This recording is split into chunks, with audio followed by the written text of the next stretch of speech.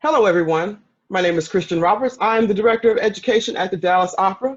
I'm here with my fabulous friend and colleague, Quo Johnson, Education and Company Culture Manager for the Dallas Opera. and we're back with another episode of Taking the Stage with Kristian and Quo. We want to thank everybody for joining us today. We appreciate you tuning in. We want to thank the Dallas Opera, of course, for providing this platform. Shout out to David Lomeli, as per usual, for the creative mind behind the TDO network. Today's episode includes our very wonderful, very lovely guest, Rosaura Cruz, who is the Executive Director of Junior Players.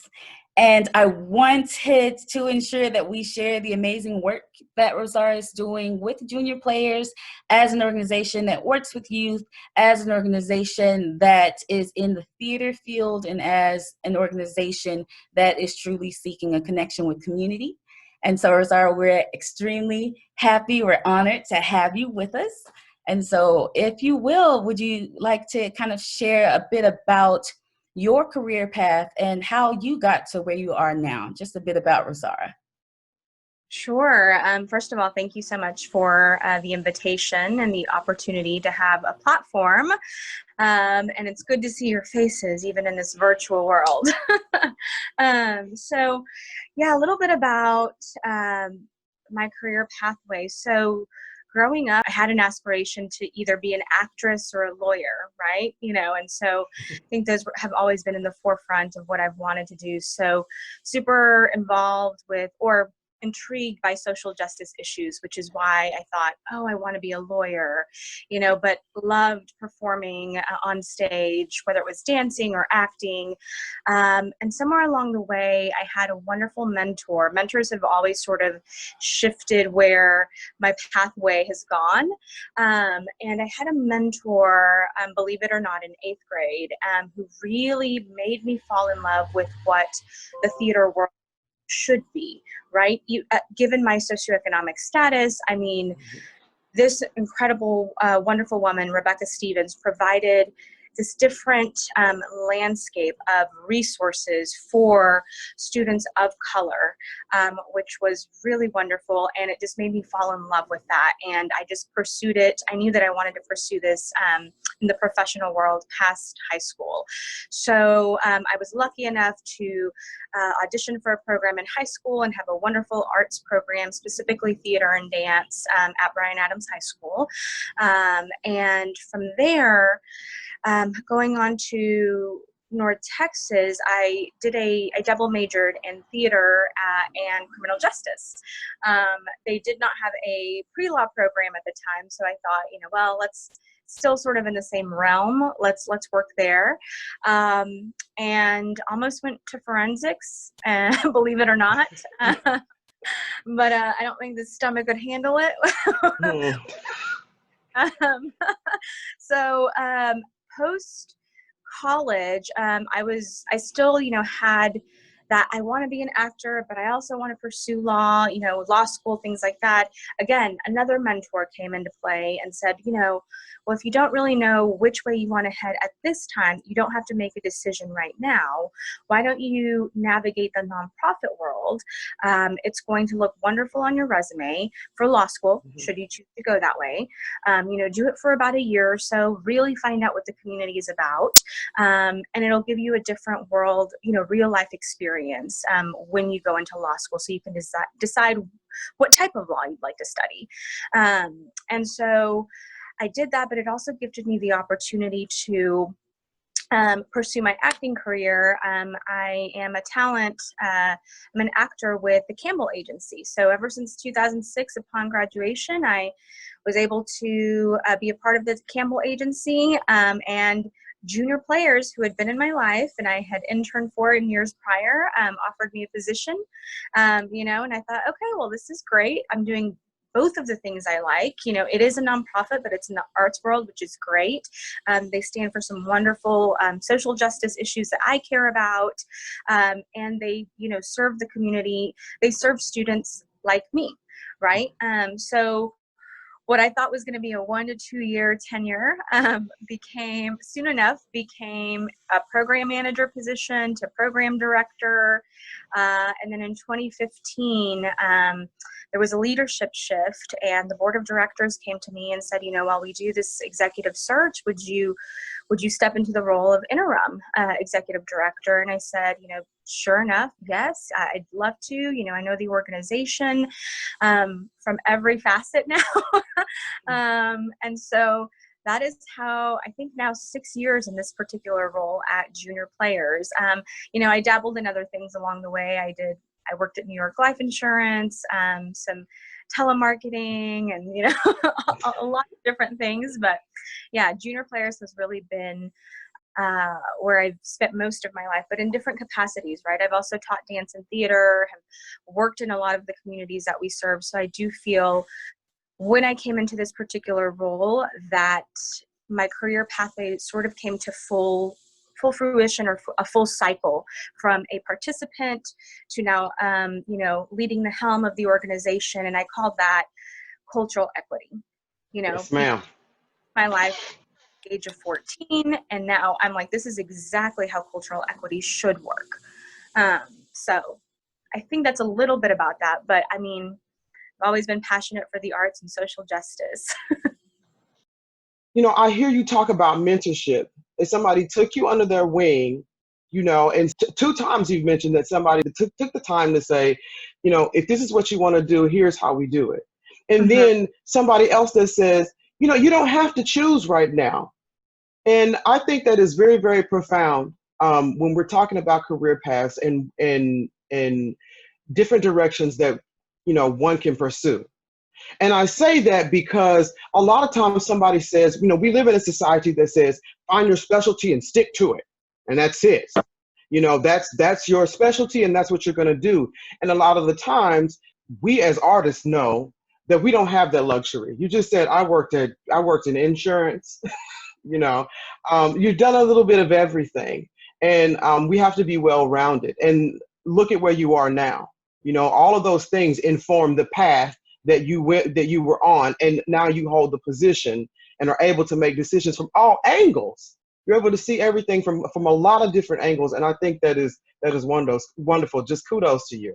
Kudos. I have to get a shout out. That's such an inspirational story. This episode.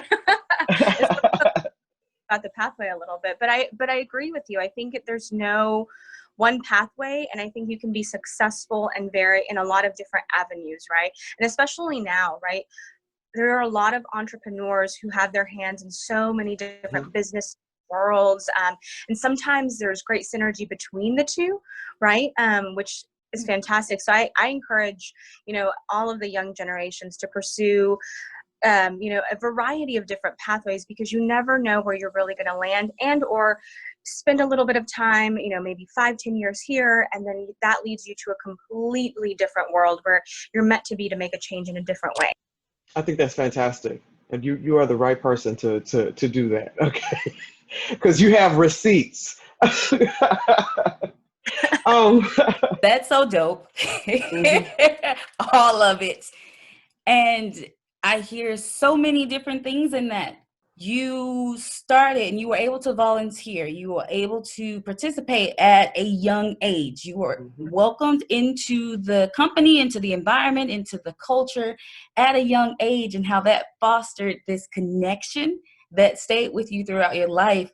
You truly kind of embody what it means to, like you say, cultural equity, but what it means to be invested in an organization that respects you, that shows you value, that shows that you are valuable, that welcomes you as part of the family, to the point where now you're over that organization and doing the same for others.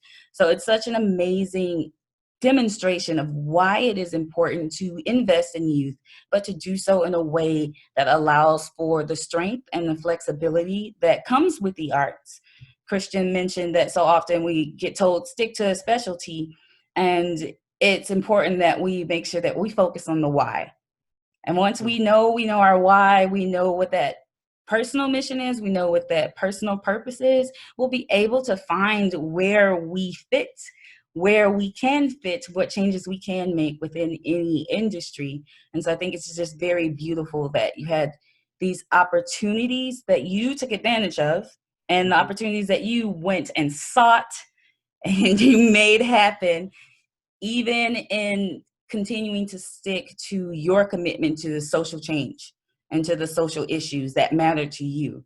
And so it's just amazing to go from, I was there as a youth and to now I'm over the organization. And it's amazing.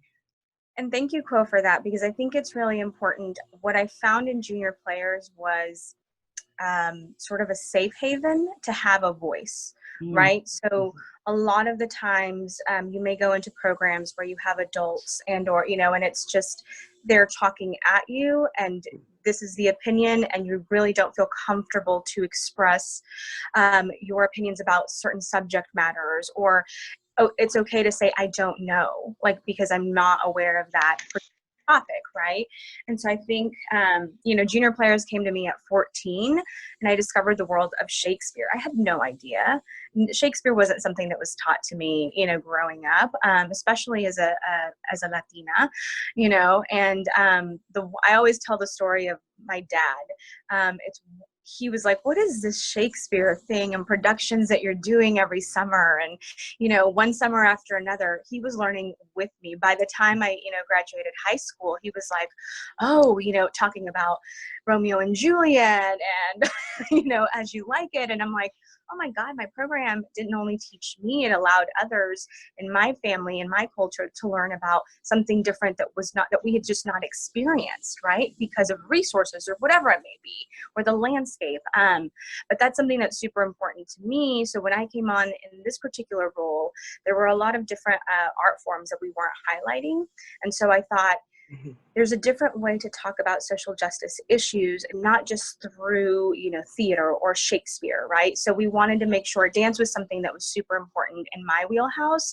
And I was able to create this wonderful program called the Transformation Project. And I think that's been one of the biggest, I always think one of my biggest successes in this organization, because they gave me the opportunity. The board said, you can become the interim. Eventually they asked me to put my name in the hat. But I said, if I'll do this, if you let me do this on my own terms, right? Let me create what I think we're missing.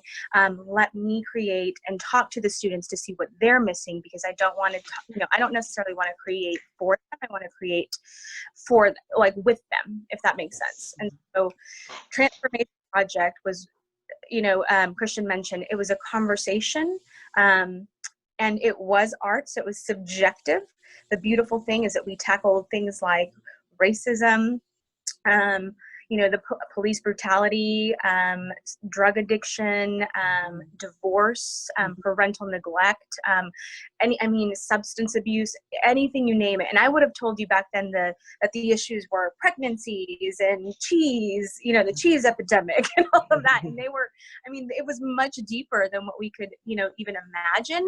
And we took all of those issues and talked with them, dissected them, and put them on as beautiful dance pieces. And it was just incredible what that entire series did for a lot of our youth in our community. And I've had a lot of adults come after the production say, keep doing this, because I never knew that my child felt this way. Yes.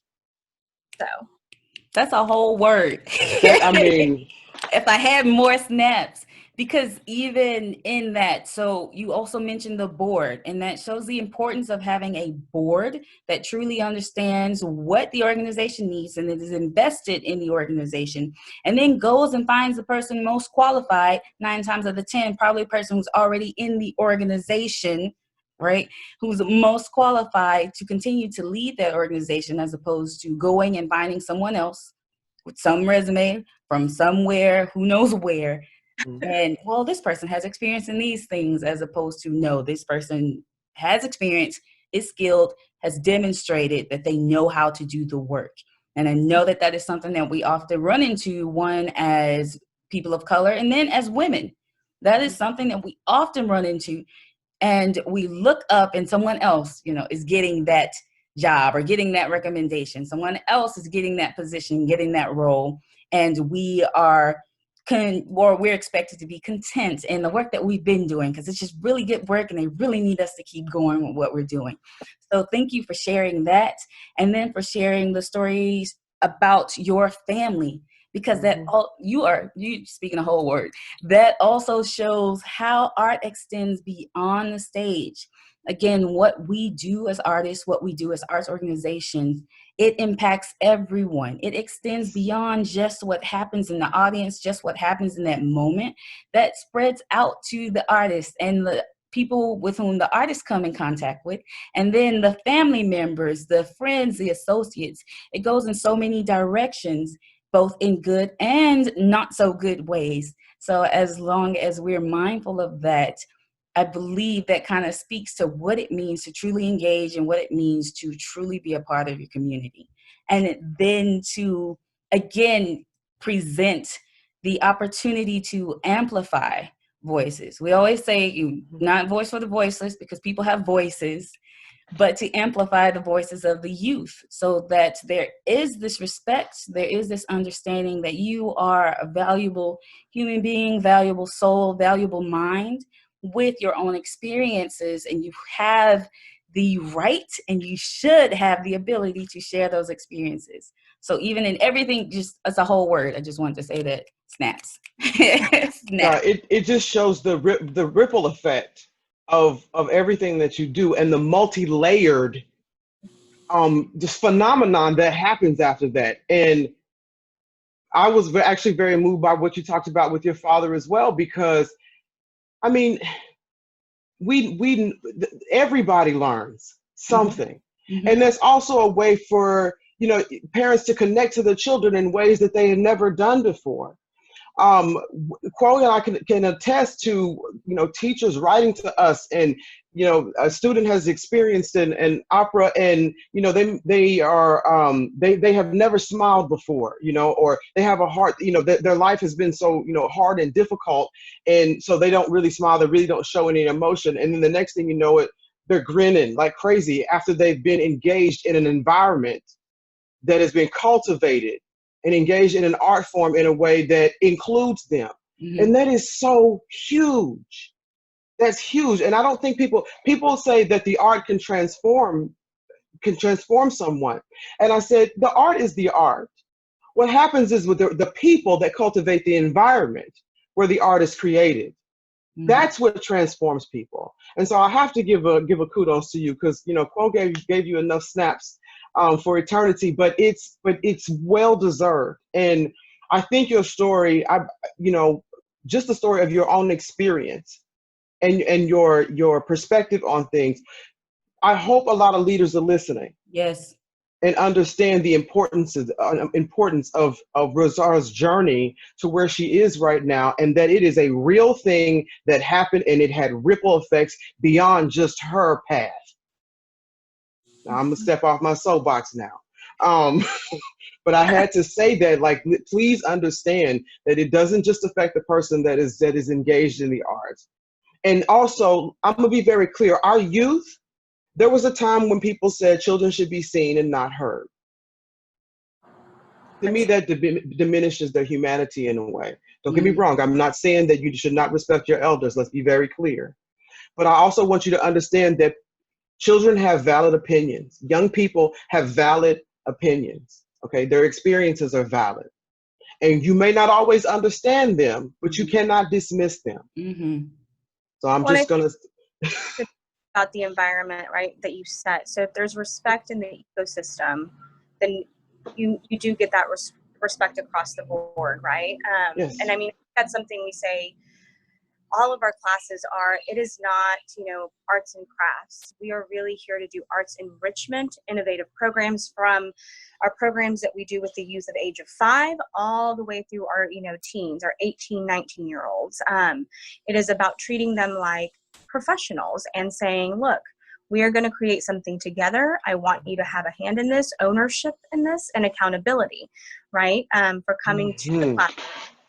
And so I think you said something, Kristian, that's really important. It's about having it's the people in the room, right, that are creating that ecosystem, and it's important. And that's why when we look at our instructors, when we look at our production teams, and the folks internally in the organization, all the way to the top, to our leadership, our board, it's important that they're all engaged. They're engaged with the mission, the constituents in one way or another, because that's going to give us the best product, the best relationship with the students. I mean, our biggest line item in our budget are our instructors. We believe paying quality pay for our leaders, for our arts experts, right? Because we want them to deliver incredible work, their knowledge, and the students to soak up that incredible, knowledge and expertise. So. I'm so glad you addressed payment. Thank you. Okay, because that's real. When something is valuable, people need to be paid for it. And I'll just stay there. Quo and I have this discussion very often. So and Rosaura, Quo and I both have worked with your youth. We both come on and done some work with your youth. And I want to speak to that a little bit, because I've borne witness with my own eyes how sharp these young people are, and how much they understand and know, not just feel, they know that they have a space to use their voice. Because I've been in those sessions with them, and they are sharp, and they think deeply. And they think deeply not only about their present, they think deeply about the future and present of everyone around them. And it's really, really incredible. So again, I have to commend you. I know, like, Quo and I are doing the Rosaura fan club right now, but in the Junior Players fan club, but we know that kind of environment and that kind of those kinds of attitudes from the students that you are working with, it comes from the top. So and you being able to see yourself in them also, and the path that you went on, and making sure that happens for somebody else, I think that is very, very huge. And we need people to understand that is what's needed, particularly in the times we find ourselves in right now. Mm-hmm. So, because the youth are watching. They're watching the adults right now. And even more than watching, they're experiencing. Yep. So as they're watching, they're learning, they're experiencing, and they're also impacting others, which is why we got to get our stuff together, because it is not okay. No. In the ways in which we create the discrimination, or in the ways in which we participate in discrimination, and the ways in which we create these boundaries, and the ways that we separate ourselves on many different levels. So that includes ageism, and what that looks like on both ends of the spectrum, and what that means to be in a space where they don't take you seriously because you're the youngest person in the room, hello, until you start speaking, or where they don't take you seriously because they feel that you are too old and that you no longer understand what is happening. And so it's very important that we cultivate this community, not just across different racial identities, different genders, but that we cultivate a community across age as well, just full, complete community, and working together and giving that mutual respect. Mm-hmm. Absolutely. I want to elaborate a little bit more on your work with the students and that cultivation of the next generation. Can you speak to that? Because, and I don't want to say, like, what are your methods so you can spill all of your secrets. No, they need to pay you for that. They need to pay you for that. But I want to know, like, what is the approach? So, I mean, I think for us, what we understand is that the student voice is very important, right? Listening, but also having a call to action attached to what they're saying. So what the approach is, listening and then going, okay, we've heard you. Now, what are we as an organization going to do to create that platform for you so that you can do, right? If that makes any sense. I always think that arts are a very powerful vehicle. But sometimes it's about having the initial approach, honestly, is talking to them and saying, look, this is what we provide for you, but you are the person who's crafting what your entire experience looks like. You are in control of that. You also stand in your way sometimes, and we're here to help facilitate that conversation if that's what's happening. And it's just really a platform to create change.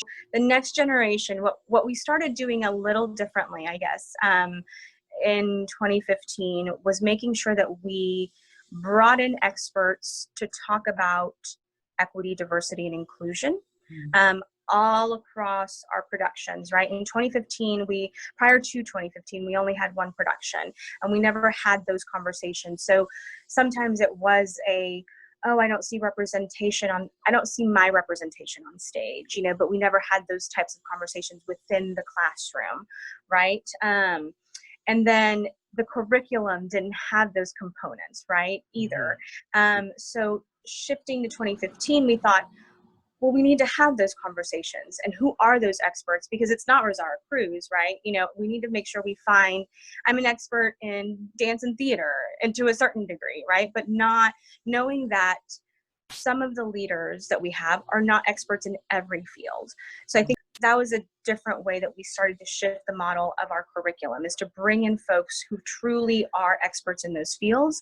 Let's have those conversations, talk about those themes, whether it's mental health, whether it's talking about gender dysphoria, talking about, LGBTQ issues.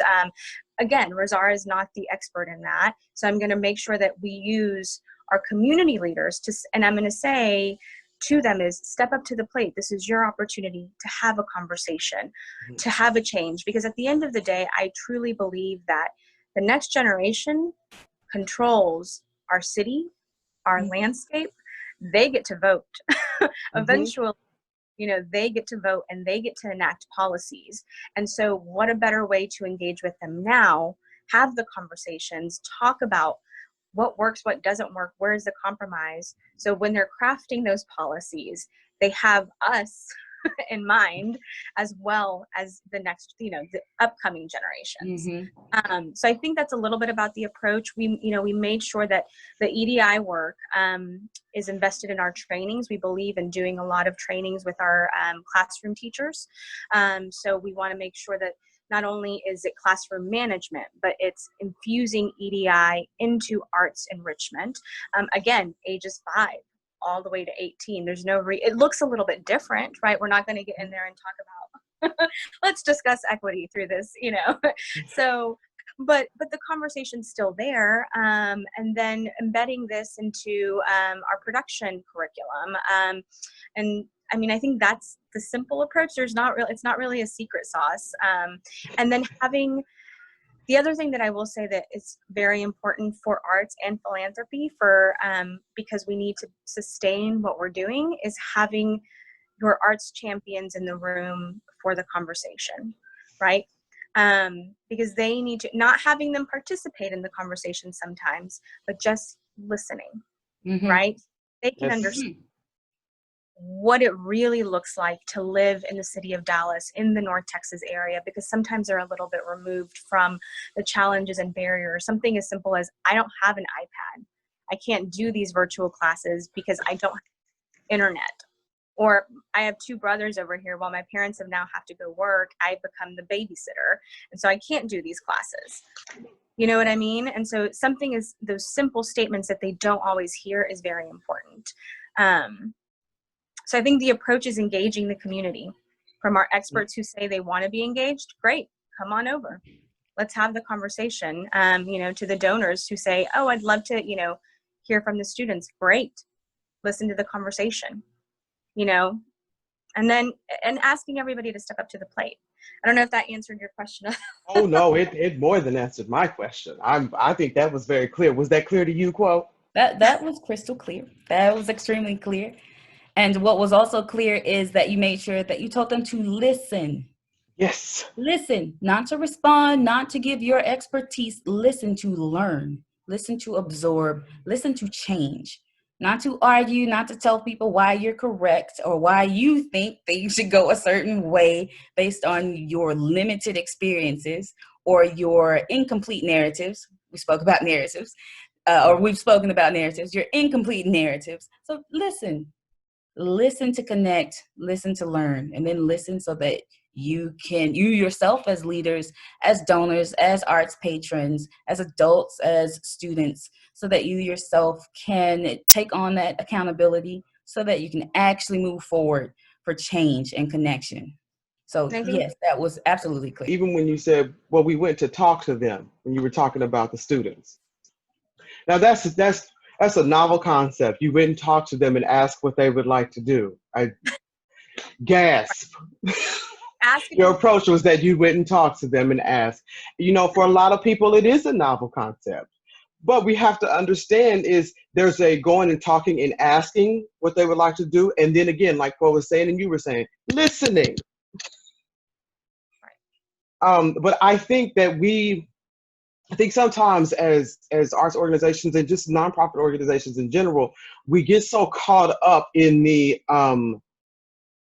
way things have always been done, you know, the traditional ways of doing things, the best practices of doing things, that we forget that sometimes the simplest thing is the thing that's going to work. So I, like I said, I think that's, you were very clear. I understood every word, answered it very clearly. So I want to talk a little bit about something that I know is at the forefront of a lot of people's mind, particularly in the arts right now, considering everything that's going on in the world right now. I want to talk about this in regards, all of this, your story, what you're doing for your organization, your leadership approach. I want to talk about some of the experiences that you've had as a woman of color in doing this work, you know, not just as a youth, but as you grew up through figuring out what you wanted to do with your life. And then also any challenges or anything that you faced on your path.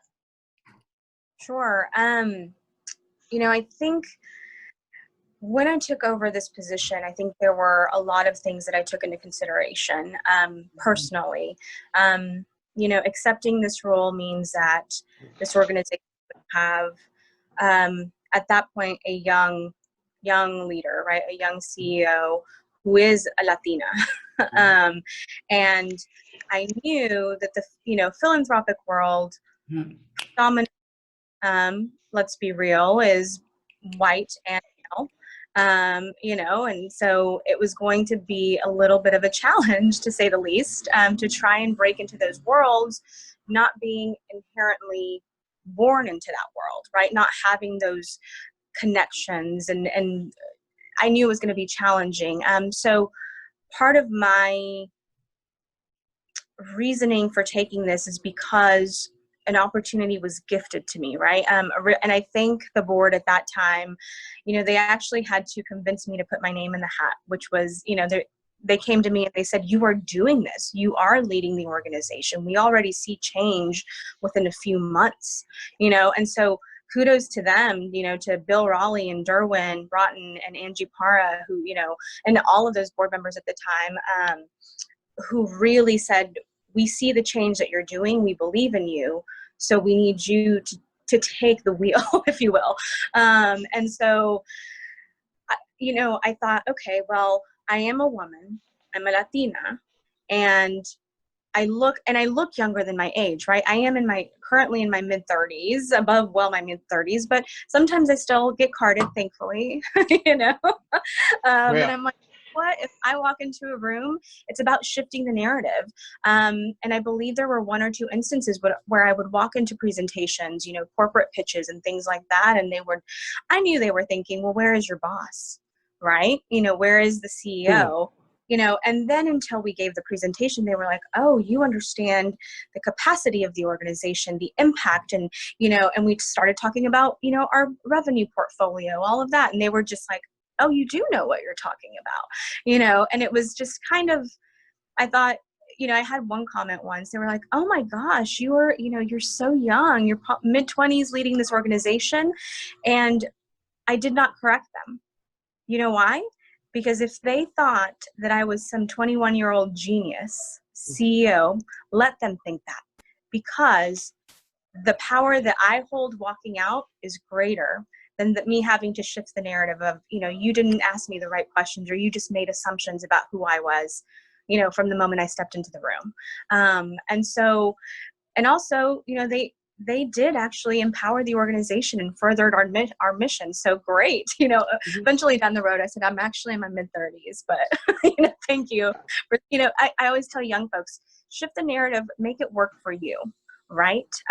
Because you are in control of your story, right? Make sure that you don't lie about your story. But there's truth that there is systemic oppression in this world. And I don't think we can fix it, understand it, in 5 years, 10 years. It's going to take a long time, but we can certainly shift the structures to work for us. What I knew that I brought to the table was a different world. I thought there are a lot of folks in my community, in my culture, who are not known for being big philanthropists, but they exist, right? So I thought, that's what I bring to this table as a leader. I'm going to look at my entire ecosystem and see what we haven't tapped into, and have them empower the organization, which empowers our youth, and we work together.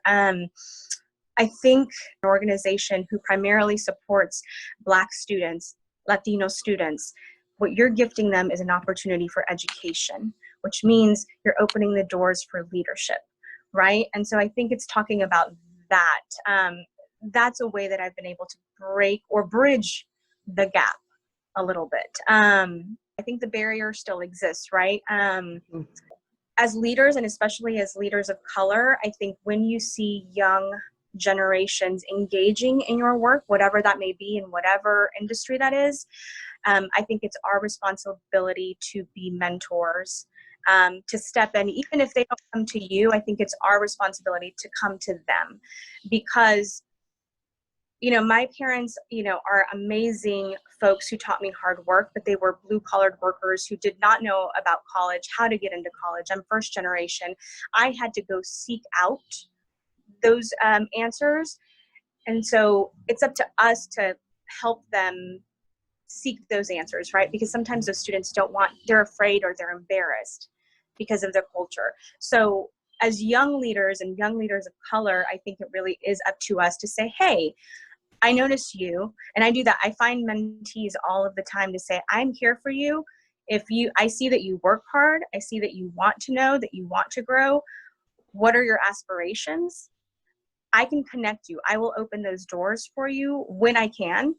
But all I ask is that you step up to the plate and walk through that door, but that you open the doors for others in years to come. Like, that's very important, that I'm going to give you my time, but you need to give your time to other generations. Because unfortunately, it's just, I don't know if it's a cultural thing. I'll just speak to my culture. Sometimes we're just embarrassed to say, hey, I don't know, so can you teach me? And it's 10 times harder to go find all of those resources when a mentor can come to you and say, hey, I noticed, did you have any questions? Are you missing anything I can help with? And they may say, oh no, I'm good, I'm fine. But you never know unless you start the conversation. You have to talk to them. You have to Again, it goes back to going to talk to them. Right. Very simple. And then in talking to them, you have to be sincere about the purpose and the reason for talking to them. And we call it kind of lifting as we rise.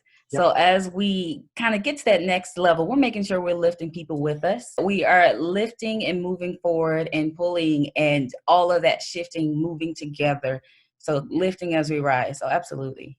And I think it's about, empowering the young voices, right? Given all the tumultuous things happening in our ecosystem currently, for us, it's about responding and not reacting, if you will, because that's something that's really important for us to make sure that and I just speak because sometimes, when we're reacting, we're rushing to give, especially as a woman of color.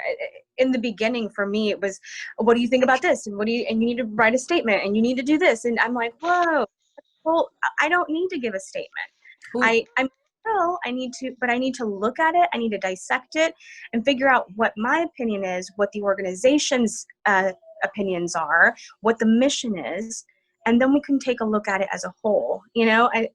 So I'm really about making sure that we're responding effectively. And another thing that folks should look internally into their organization is, do you look like the constituents that you serve? That's super important for me, because that's important for the community, and it's it's thought leadership, right? It's diverse thought leadership is what you need at the table. And that's not just ethnicity, it's all industries, it's all ages. It's, we had to take a really strong look at our board, back in the heydays, and say, I love you and I love every single one of you, but we need representation. We need Latinos, we need Black, we need Asian, we need, we need every, other, we need all of it. We need LGBTQ representation, because we're putting on these productions and we don't have any representation on the board, with that. And so we need, so it's really making sure you're diversifying your board, and that they're really engaged in the work that you're doing, because there have been many times that a lot of students have said, thank you for having folks that look like me as instructors, as production team members, and on the board as leadership, right? Because it's important. I mean, we just, we did a panel a few years ago, Youth and Arts, that was led by our Youth Student Council. And, we wanted to make sure that we empowered our youth, and we just received such great feedback from all of our students. And that was the best thing, is that the thank you for, I saw myself on, I heard from people like me. And that was, that's what we're here to do, is say, you can be up there as well. And so so there's a lot of, and it's hiring practices too, right? Yeah. It's making sure that you are holding true and accountable to, a lot of times you say, well, I can't find it. Well, go find it. Go research. There's more people, so it's hard, not to say that it's not hard. And I know there are a lot of leaders out there trying to, but if you're not finding diversity, then you're in a bubble, and you need to just pop that bubble and continue to search, because there are incredible, diverse humans out there that can take the charge. So. And thank you for that, because that is the focus and has been the focus for decades. So organizations for decades. So how do we find greater representation? And we need more diversity, and they're just not out there, and we just can't find them. Go and find them like you would find the money. That is you would find the money for this organization. Go out there and find those people, find the individuals who will add to your organization, and then find the resolve, find the humility, find the accountability to create the environment necessary for a diverse community to thrive. I'm not talking about one person. People, individuals are not diverse. Like I say, can't treat people like Pokemon and try to catch them all.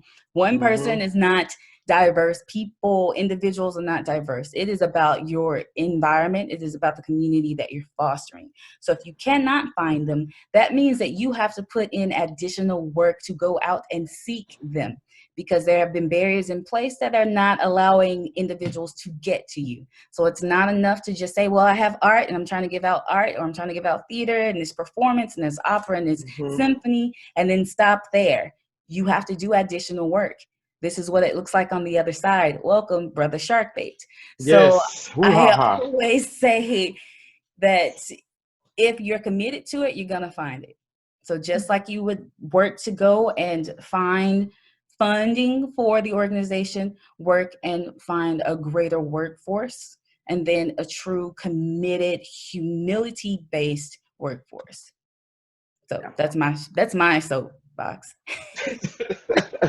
Amen and hallelujah.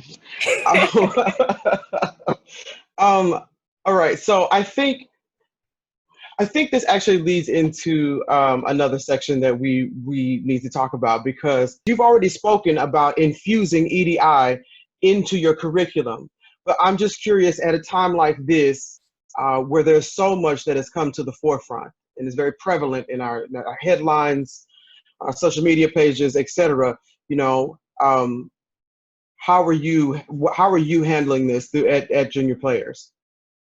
Sure. So I think, you know, Junior Players, and I didn't say this in the beginning, but what we do is provide arts enrichment programs to over 15,000 North Texas area youth. We go to recreation centers, low-income housing authorities, YMCAs, of course, elementary, middle, high schools, and we find what arts enrichment curriculum is missing, and then we provide we put those experts, the boots on the ground in those worlds, so that they can learn together. Every ecosystem is different.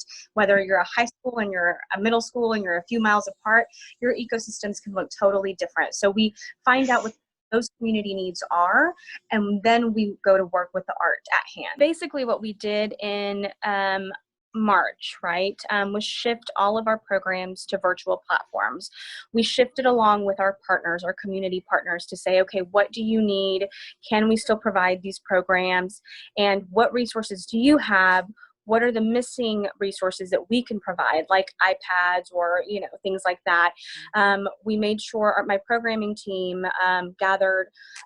We actually did a training on what the social emotional learning looks like during virtual, during this pandemic, right? In the virtual world, because it's very different. And so that was awesome. And so we held 2 trainings for that.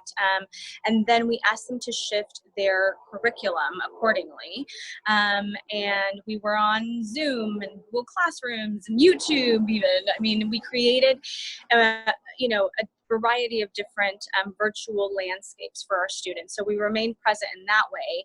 We also shifted our production because it's important to still learn and remain present in their lives, because these kids are not getting that education, that void that they need. And the instructors also need that void. They, it's a space for them to create and to talk, and to meet and convene with folks, not necessarily in their family ecosystem, because they've been quarantined for I don't even know how many days now. Yeah. But as we enter this time, we do want to reflect on the uncertainty and the turmoil that's happening. But we want to make sure that people in our community know that we are resilient, right? Yes. We will continue to remain present in whatever world that means. We will continue to respond to our students' needs. So we continue to say, what do you need? What are you looking for? We have summer theater camp starting on Monday, so people can register by going to juniorplayers.org/summer. Those are for our 7 to 14-year-olds. And really, we just want to remain present. That's the thing, is that you have to remain present during this time. We're going to navigate through uncharted waters. We all are, as a community, right? But through the efforts of our staff, our partners, our supporters, we're reminded of the power of those small acts that create an enormous impact, right? So when we come together, it's the dedication that really uplifts and empowers our young voices. This is what they're going to remember, right, during these pandemic times. And, I'm going to make a shameless plug. A lot of things can still continue. It's just in a different format. So I'm going to ask that our community members engage with Junior Players. If you have resources that you can provide, please let me know. It's just about giving these kids a different platform to find their voice. So this summer, we do ask that you consider donating anything, resources, time, in-kind services, money, because, unfortunately, if community members don't step up, you're going to see the closing of a lot of wonderful nonprofits that aren't going to make it. We can't produce if we don't have sustainability, if we don't have the financial support. So for juniorplayers.org to just find out what we're really doing and how we're impacting our youth. Absolutely.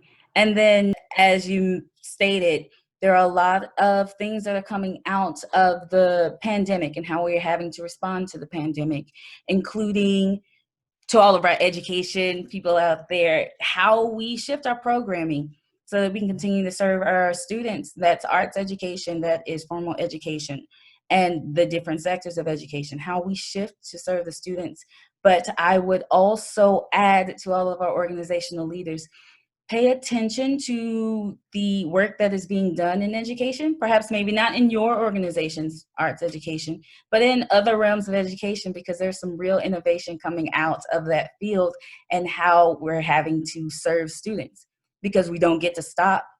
We don't say, oh, we don't know what to do. We don't know how to do this. No, we find a way. And you have to connect to those who are used to having to find a way, and then you need to pay them. That is important. So we want to make sure that understanding, as Rosaura said, that we are getting through this together and we're having to make those shifts and get through these things together. But we have to do that in a way that allows us to create greater community. And then we have to do that in a way that allows us to be honest with the skills that we have. And if we don't have those skills, then reaching out to others and ensuring that we're providing space, making space, and giving space to those who are better able or better suited to lead those causes. That's another one of my soapboxes. No, I concur. This is a time, I've said recently that we are in a pause, but not really, because during this pause, we can start rethinking some things. Mm-hmm. We don't have to do things the traditional way. We can't do things the traditional way. Mm-hmm. So I guess my last question for you for today, and it's something that I've asked other people that we've had on here, particularly those in leadership positions. What message do you have for fellow organizational leaders? That's a great question. I think there are incredible organizational leaders out there who are doing, the community work at hand, and in different capacities, right, depending on what their mission is. Know that we need to work together, right, as a community, because that's important. We're much stronger together than, I believe that. Now's the time that we need to look to each other's resources and leverage that as best as we can, because of funding, because of the norms, because of all of the awful racial violence and systemic racism that's happening right now. It's a time where we need to gather and talk about the issues within our own organizations, see where there are similarities, where there are differences, what each organization is doing well, that we can just say, it's an homage to what you're doing. May I also implement that in my organization, right? Because I think that's sometimes where we get I'm doing this, and we forget that sometimes we can help each other and leverage those resources for a great impact. I certainly look up to so many incredible folks and community leaders in the city of Dallas, a lot of fantastic, phenomenal arts leaders who are really taking the charge with the city. The OAC, the Office of Arts and Culture, is really taking the helm on talking to our community leaders, our city council, our mayor. But we all need to gather together, be stronger as a cohort, so that our voice is heard, because right now the arts are really taking a huge hit. And we want to make sure that we all survive. Because if we all there are too many students in the youth. I mean, the youth of North Texas is grand, right? We're not going to be able. Junior Players does not service every single student, right? Other organizations do not service every single student. Our impact is, as a collective, is much stronger. So, any way that we can help, I'm at the table. So, Rosaura has given us a lot to think about. I would encourage everyone to take these things to heart. Do what we call, what I've been talking about the past few weeks of, it's a time of self-reflection, a time of self-examination, of self, of organization, of society. It's time, and there is time, and so. I always we never leave the episode without kicking it off to Quo for positive notes. We've heard a lot of positive things today and a lot of wonderful things today. But I want you to talk to the people who would listen to some of this, and like I said, feel weighed down or overwhelmed by some of the calls to action that we've discussed throughout this episode. Positive notes as always. Of course, never give up, never surrender. I'm going to actually start with that. Normally I end with it, but I'm going to start with that because it is literally one day at a time, one act at a time, one decision at a time. Start to make decisions that will truly connect others on a matter of respect, a matter of co-creation, a matter of co-ownership. Take heart in the journeys that have been shared with you thus far. Take heart in the journeys that have yet to be shared and have yet to be shaped. A lot of what we do as arts organizations affects so much of what happens in our communities. And so we have to be mindful of what that means. And then we also have to be grateful for what that means and for the ways in which we can impact others. That journey starts at a very young age. It's not a matter of, oh, they got to this age and now they understand. No, it starts at a very young age and it's generational. So we want to make sure that we are meaning something to our communities. We want to make sure that we have that boldness and that vulnerability to be able to be morphed so that we can become a part of something greater. So those are my positive notes. Of course, go forth when you don't have to do it alone. As usual, folks, be bold. And I want to thank Rosaura so much for being here today. We very much appreciate it. Love hearing about what you're doing. We wish you all the success in the world. And, you know, one of these days, I think we have to have her back, Quo. I agree. I think we have to have her back for something. We have to have you back. But I just want to say, you know, we appreciate what you do with youth. We appreciate your boldness and your leadership efforts, your commitment, and your innovation during this time. So that about ends it for us today, folks. Thank you for so much for tuning in. We want to give a shout out, as always, and a thank you to TDO for allowing us to have this platform, providing it. And we hope you will join us again in the future. Thank you. We'll see you next week. Bye.